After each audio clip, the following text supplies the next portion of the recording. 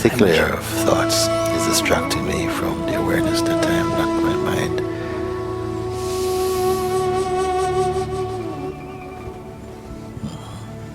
So when the thoughts, they come, this cloud, this layer of thoughts, you feel you get engaged in them.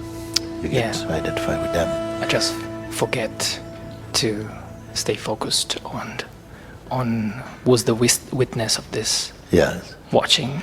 Yes. I want to say something. This staying focused on the witness of what is observing is only in the early stages. It is only in the early stages. You after a while this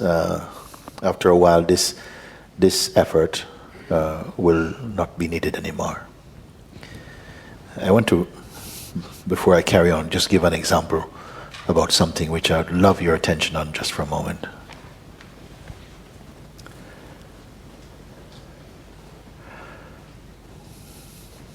When this body came into existence first, it did not come. Jacopo, your parents give you? Jacopo, it's an Italian Jacopo. name. I have to explain it all the time. Before. But it didn't come with the name Jacopo on it. Yeah? It didn't have any name, and someone chose to give a name to this, to the body first. So, the name was pointed towards this body. Jacopo, is that this? How you said it? How did you say? Jacopo. Jacopo. Just the accent. Okay, Jacopo was put to this body, but the body cannot respond. The body cannot respond to this name. Something is there other than the body.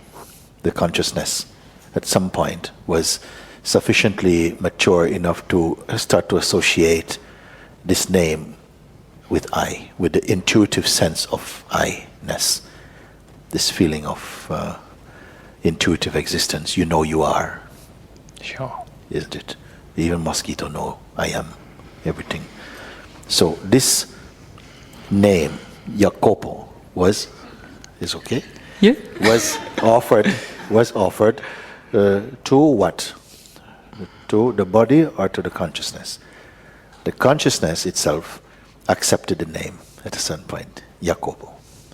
And then this I consciousness referred to itself Jacopo. Okay? Now once this impression, the impression of the name could not stick if it wasn't the consciousness that hold it. Just a habit, I guess. So, once the name was accepted by the consciousness, Jacopo, I am Jacopo. Anybody asks, who are you? Yeah, Jacopo. Okay? Now, when this name come, then after this, you never forget this name. You never forget this name. In the beginning, you had to remember. Some children, they say, when they're very young, the parents send them out to go to the shop, but the parents watch to see how they behave. Yeah? Or they go out playing, they put the name in your pocket, so because you might forget it's Jacopo. And then somebody find you, they ask, what is your name? You say, boy. Yes, but what is your name? Boy. Where you live? House. Very basic. It's easier. More sophisticated. What's your name? Jacopo. After this registers, you never forget again. You don't have to be remembering. Even you just wake up, mother calls, Jacopo, oh, I'm here. No? Years later, even you're walking about, doing something that takes your total attention. Your total attention is on something else. Somebody called, Jacopo. Huh? Now, did you remember this name? Did you have to remember, Jacopo? Oh, that's me. No, without even the action of remembering consciously, it's there. It's been absorbed. Yes. So you neither remember nor forget. It's just like there. It's just there. Then, if you don't have to make an effort to remember the name that is not original to this body, how much more do you have to make an effort to remember the consciousness which holds the name?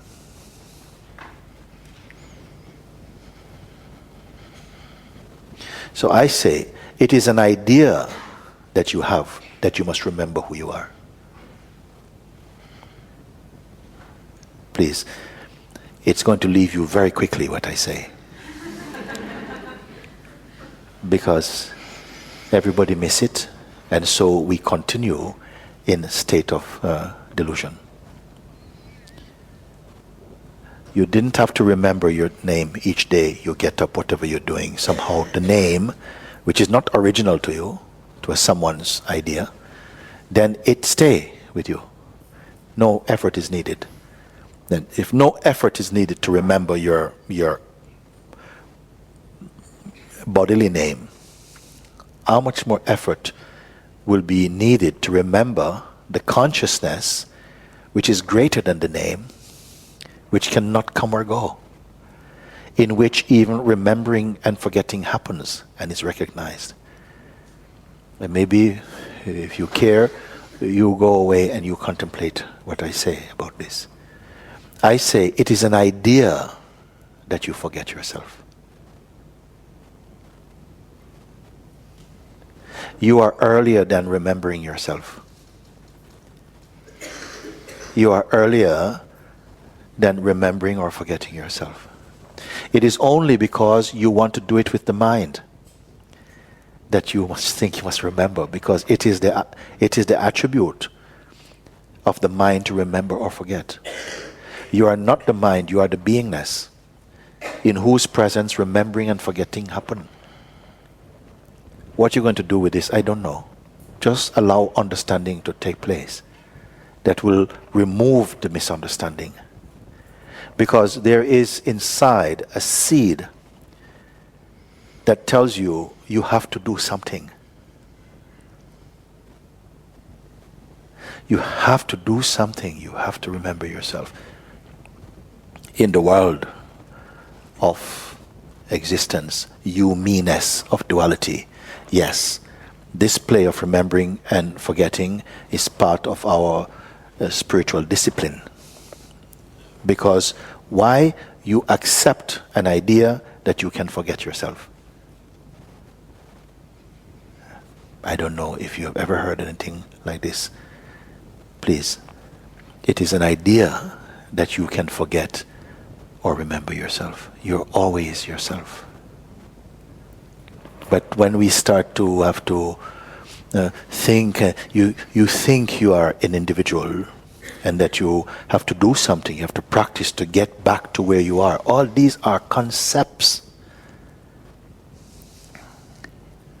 You are not a concept. You are earlier than all concepts, because you are the weakness of them. But we have an idea that we forget. And in the play of existence, because we are functioning as individual entities on a journey towards awakening, this is also a concept. But very few are going to get this, what I'm speaking. Nevertheless, it has to be said. Very few is going to get it, because it is so deep-rooted in us that we are not yet that. She understands what I am speaking. And so all together we are believing. All together we are believing a collective consciousness that we are not what we are. And because we believe it, we have to believe in a journey to get back to what we already are. It's like we are here, and some of you get up and you ask me, how can I get to the Caribbean Hindu Center? I said, but you are here. You says, I know. I know intellectually. But how do I know actually? I said, but you are here. He says, yes, but I believe you, but it's not yet my experience. Isn't it? So then I look at your face and I see you're totally gone. So I said, okay, I tell you what, you go outside this door, turn first right and first right, walk 200 meters. Then you get to Brixton Hill. Take any bus going that direction. Get to Brixton. When you get to Brixton Town Hall, cross the road and get a bus on the other side. 159. It will only take you 15 minutes. You come up again and you get off at the stop opposite Bombay Inn. Then you cross the road, walk down, and you turn first left and first left again. And after 5 minutes you get there and you say, thank you.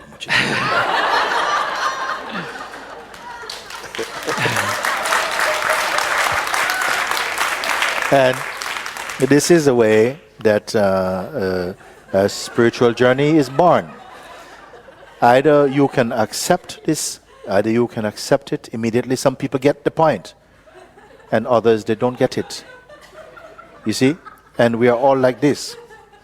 Even though we are laughing, we are like this.